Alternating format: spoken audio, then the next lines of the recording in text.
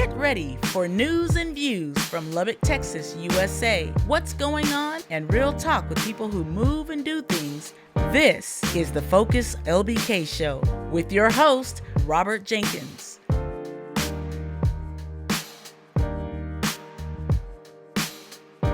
Hey, what's good, LBK? Robert Jenkins here. I want to welcome you to the very first Focus LBK show for the new year, 2026. This is season 3, episode 120. And I want to, just say Happy New Year. First of all, that's how if you're going to say something, that's how you got to start it off. Just say Happy New Year to y'all. That's what I really want to say, right? When you say Happy New Year, man, I mean that too from the bottom of my heart, like for real. You know what I'm saying? In that good Christian way. You know what I'm saying? I got goodwill towards all. Prospero año y felicidad. You know what I'm saying? Feliz Navidad, for real though. As you can tell immediately if you're watching this, you probably noticed that we're in a totally different milieu. Is that the word for that? We in a different milieu. That means we in a whole different setting. If y'all don't know, if you know what I'm talking about, you know what I'm saying? But there's several reasons for that. What we really doing here is, we reflecting over how we passed the last part of last year, and we had a lot of time to sit down and chill and think. Like we didn't do anything. Me, my family, nor I did anything. We just chilled, man. We had some guests from out of town on Christmas and a couple days around Christmas. That was exquisite. But really, we just sat back and relaxed. And when you sit back and relax, you get a lot of downtime to actually think. One of the things that I started doing during this Christmas break was I started writing. And it's a trip.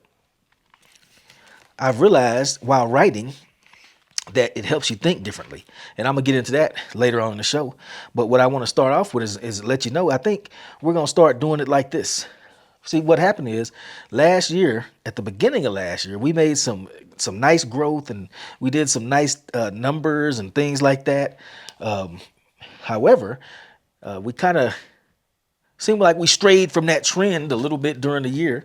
And toward the last several months of the year, man, we was having problems finding time to book guests, and also we're having a kind of an issue with people saying they wanted to come on the show and then having not been able to come on the show for most of the time for legitimate reasons. But you can't do a show like that if you don't know when people are going to actually show up or if they're not going to be able to show up, because we're a very small, we're a skeleton crew around here. So anyway, what we were thinking about, what I was thinking about, what I realized, we going to probably have to change up the format a little bit.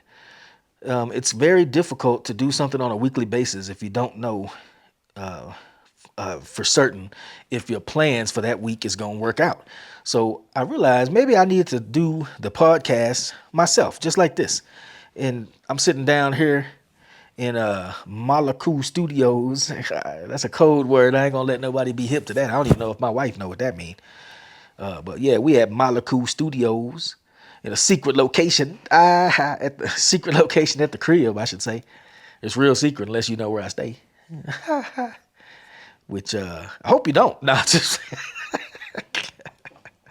no. We private individuals, but this is the home studio / thought bunker. You know what I'm saying? I be down here just thinking and blinking and winking and speaking in things into existence and dreaming and doing all kind of creative stuff down here. So I say, man, if I can't, if we don't know for certain if somebody, if there's going to be some uncertainty around scheduling and stuff like that, then hey, we just need to, I think we just do it like this. So that's what we're going to do, man. Today's episode, season 3, episode 120, it's going to be called something like my new, that Beastie Boys song. It's the new style. 4 and 3 and 2 and 1. What up? Remember that? That's what today's episode is, man. It's the new style. Cause I think we're gonna have to start doing it like this. Like this. You know what I'm saying? So the new format is really gonna be this. I think what we're gonna do moving forward, and we're exploring this seriously, thinking about it seriously. Matter of fact, we're doing a trial run right now, as you can see. We'll do the podcast. It'll be mostly me, solo shows. That's going to free me up to do some other stuff that I want to do, to interview people who may not necessarily live in Lubbock on occasion, or to do some longer form reports and some, yeah, just some more personal, more deep dive type of stuff. Sometimes more personal stuff. As you can see, the whole set right here kind of tells a story. This is not a studio. Well, it is a studio, but it's my home studio. You know what I'm saying?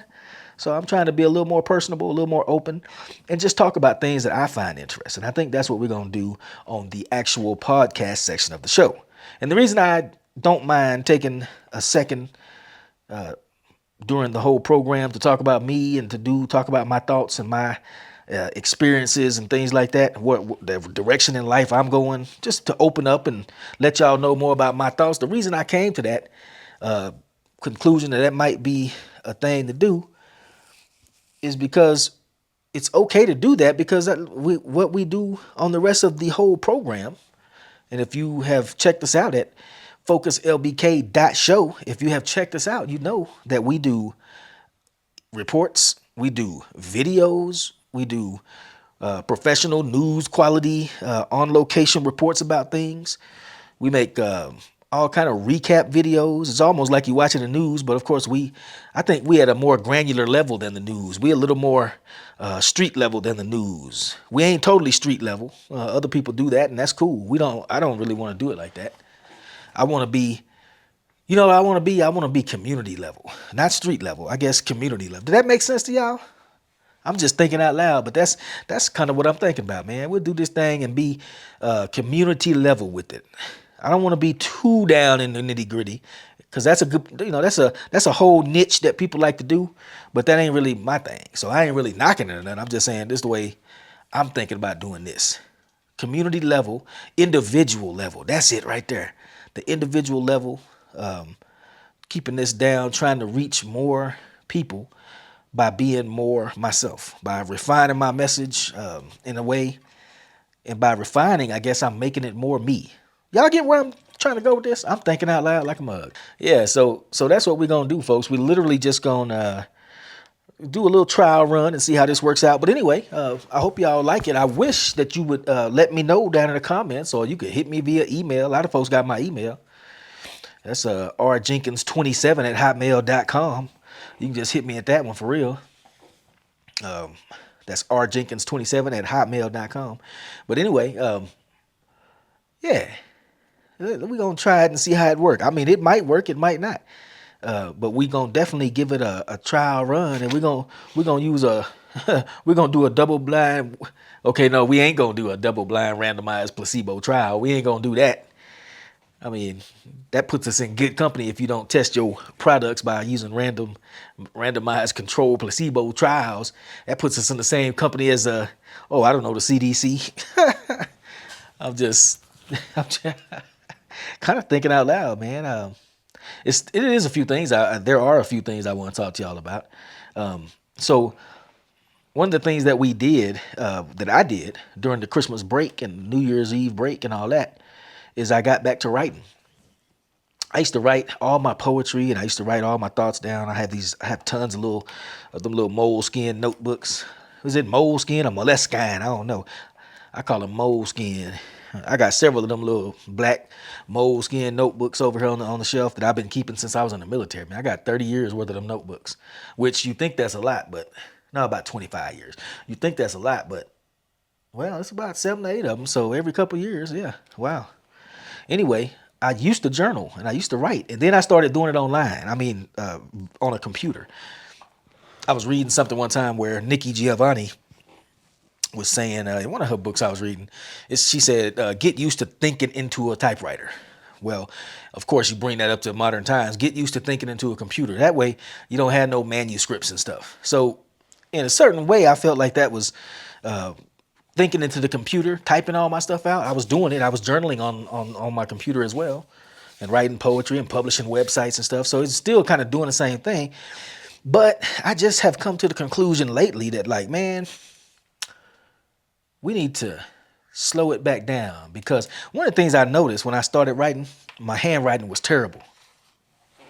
It's chicken scratch because my mind was unfocused and I was running a million miles an hour trying to capture all my thoughts. And I realized my writing was a reflection of my thoughts. And like literally, my physical handwriting was a reflection of my thought processes and my brain activity, basically. So what I started doing, I started journaling, trying to make myself slow down quite a bit more. Hey, be deliberate about this. First of all, make those letters well. Make those cursive letters well. Don't write in manuscript. A lot of people write in manuscript. Don't write in no mixture of manuscript and cursive. Write in cursive. And I don't know why, but something told me it was something I should really do. Right? So that's what I started doing. I started slowing down and writing neatly in cursive. And that's for everything.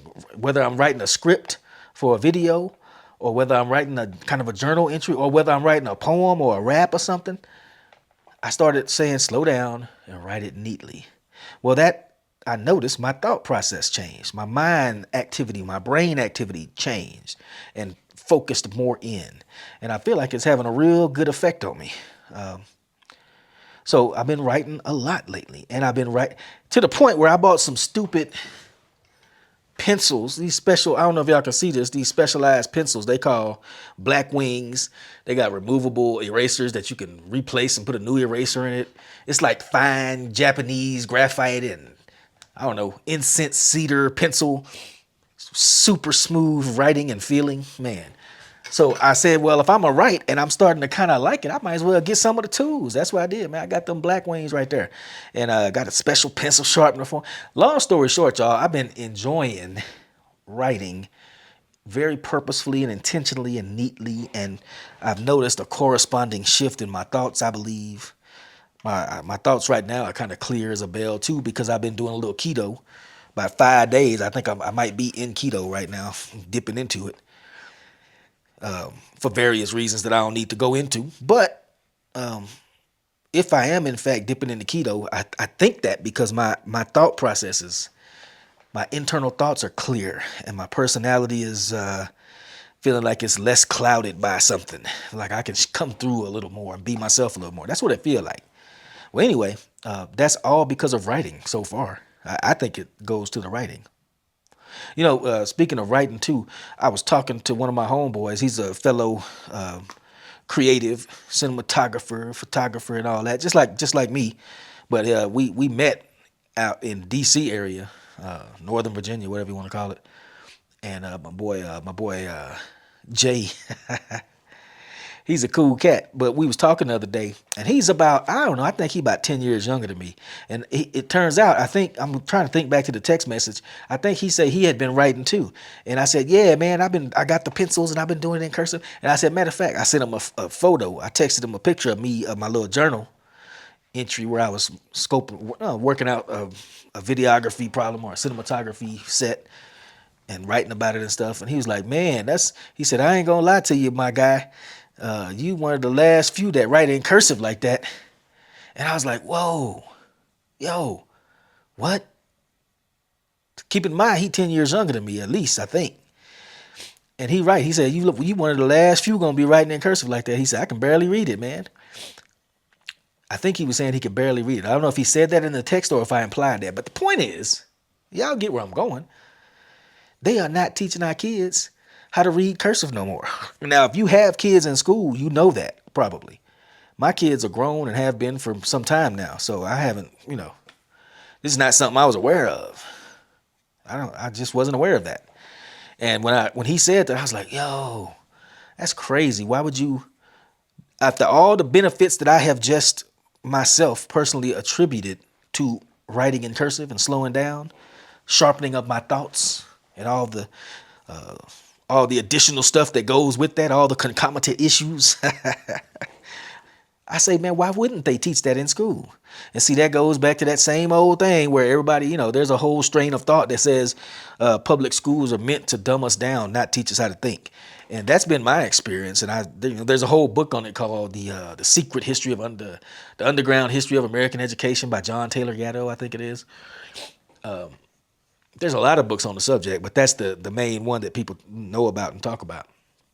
And basically, he goes back through history and shows you where Andrew Carnegie and so on, Joseph Rockefeller, what's his name, John Rockefeller, and all them cats, all these, all the Bill Gates and Elon Musk dudes from that time frame about 100 years ago, or probably about 120 years ago now, not about 100 years ago. They were wealthy billionaires of their time, and they still to this day have foundations that set policy for the whole country. So Rockefeller education, I think it's called. They don't want people to think. They set up our school systems, so the story goes, to be like Prussian military academies where you have bells that divide the day into work day, the periods. You have ranks and grades and all that stuff, certain classes. The whole thing was structured to what it was supposedly is structured to get you to be a good worker, but not a good thinker.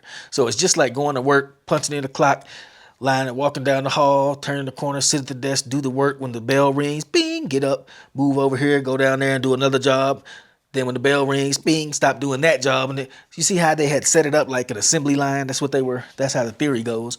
So thinking, knowing the history and some of that thought process right there, I was thinking, man, why are they cutting cursive out if I'm experiencing all these benefits from writing in cursive? Is there a purposeful effort to dumb us down? Do they not want you to think clearly and slowly and precisely? Would they rather you be scared and hyped up all the time and upset and head spinning from bread and circuses? Is that what they want? I mean, that's what it seemed like to me. I don't know. I'm just talking. I'm just a well-read person thinking out loud, I guess is what I'm trying to say. But it sure seemed like that, like they trying to dumb us down. Not teaching cursive when I just experienced for the first time as an adult. Because see, of course you learn how to write cursive over years when you're in school. But if you haven't written for a long time because you mainly type, when you start writing again, it is a totally different experience for your brain. Your thoughts slow down and they line up better to me. It's hard at first, but when I kept doing it, I got better and better. So that's what I'm wondering, man. I don't have no faith in the system. A lot of people have just unending faith in the system. Faith in the definition, in the true definition of the word faith, is belief in things not seen. You know what I'm saying? What is the evidence of things, the belief in the evidence of things not seen, or something like that?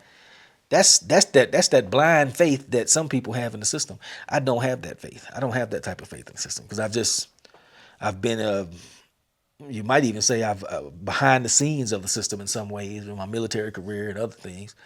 And once you see a few things and then you start seeing the same patterns over and over again, you're like, oh, I don't think I buy what they selling. I don't think the narrative they feed me about how good they are for us and how much we need them and how much they love us. They treat us like mushrooms, I think. And I don't know if I got that from some movie. I ain't gonna. Well, I tell you what it means, but I ain't gonna. It's a cuss word involved. He said they treat us like mushrooms. What you mean like mushrooms? They keep us in the dark and they feed us manure. I was like, oh, like yeah. I guess that is like a mushroom. That's what. At least that's the thought process this gives me, knowing they don't want you to know cursive anymore. When I just experienced all that benefit from it. Anyway, y'all get where I'm going with it. What's up with your president there too, by the way? Seems like he's acting, it may seem, some people think he's acting erratic and being a tyrant. They forget that, who was it? Other presidents invaded, what was it? Bush or Reagan invaded Grenada and Somalia. What about Hillary Clinton them overthrowing Muammar Gaddafi? Hillary Clinton and Valerie. I ain't saying that what about it is. I'm saying both sides do it. And this is why I don't have any faith or trust in either side, because they all do it. They all do criminal stuff that shouldn't be done. But in this case, I'm looking at what Trump did do. And yeah, you could say it was a strong arm, strong man, dictator, whatever. You could use all those terms. But I look at it, I'm like, well, he did in one fell swoop that didn't seem to have too much loss of life.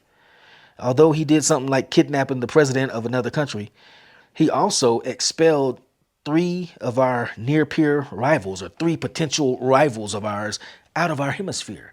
See, a lot of people don't know that China, Russia, and Iran are deeply connected with Venezuela.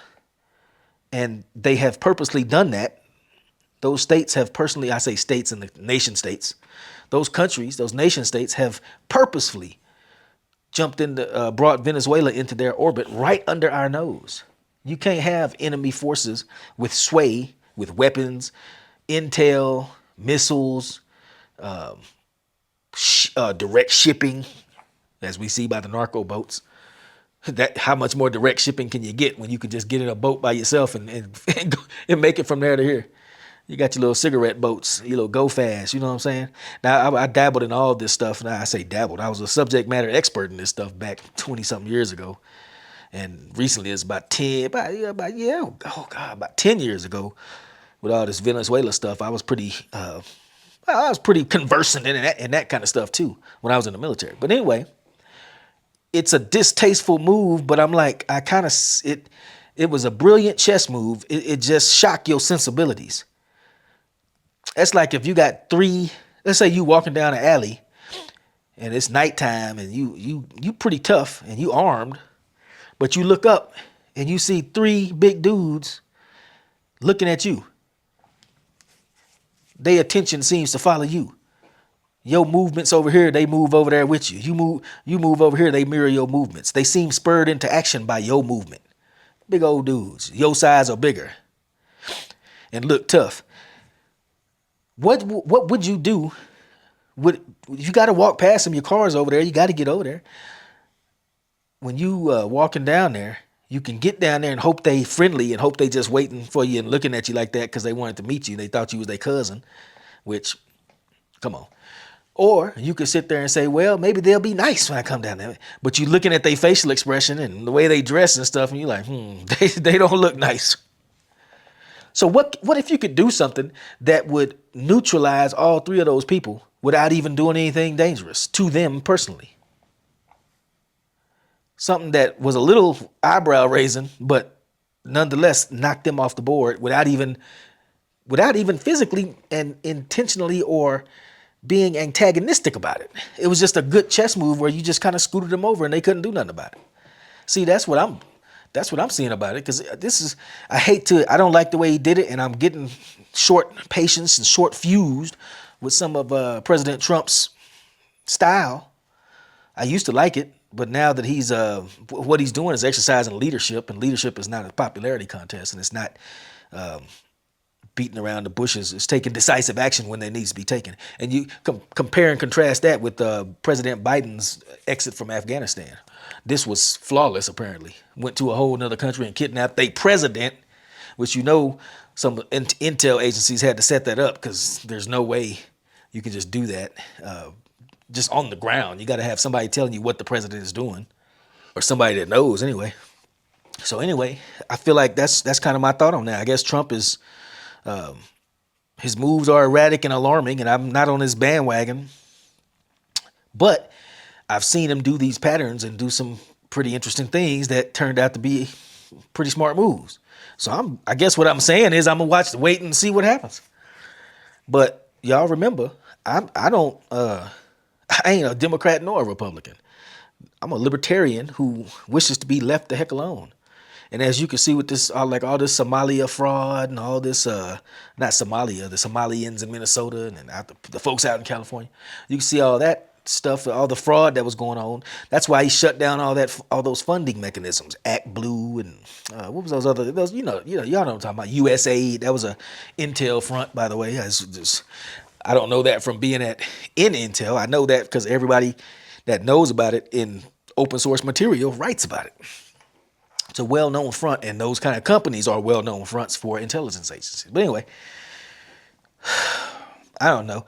I hope you know what he's doing is what I'm gonna say, because I don't want to go to no war. War is the ultimate flex of the state over its citizens. If the state just teabagging you, you know what I'm saying? Starting a fight with somebody you don't even know for reasons they won't even tell you, but expect you to go fight. Come on, man. No, not I. Just a few thoughts, man. We changing it up, and see, being the first show like this one, I feel like I was a little bit all over the place, but that's okay. I had a little roadmap here, but I guess I didn't. I'm not sure if I stuck to it or not. We'll see in the edit, huh? Anyway, LBK, thank y'all for tuning in. to the very first show of the Focus LBK show, the very first iteration in 2026. It's the new style. And yeah, since I just got all the messages from God, and I feel like He gave me the, you know how God talk to you and do things with you. I feel like that's what happened with this format. It just came together about a couple of hours ago in my mind, so I had to adapt on the fly. But I think we did okay. I had to set up the camera and lighting and all that stuff. Anyway, point is, it is the new style, folks. Let me know down in the comments or email, or y'all got my number and all that stuff. Hit me up. Let me know what you think. I think it was okay. Let me know what you think. All right. All right. Y'all have a good week. Second week of, I guess the second week of 2026, third week. Oh, well, don't get me to start talking about dates and calendars. I ain't the one for that. My wife is. Anyway, y'all have a good 2026 this first January. We'll see y'all out in the community. We're going to keep on doing stories and pictures and stuff out in the community. So it's a couple of MLK things going on. We'll see you at those. And we got some pretty big stuff planned down. You ought to come down to Citizens Tower and Black History Month, sometime during Black History Month, and see the new, we got a little exhibit we're going to put up. I think it's going to be dope. So y'all come check it out. All right? All right then. Y'all take care, LBK. Peace.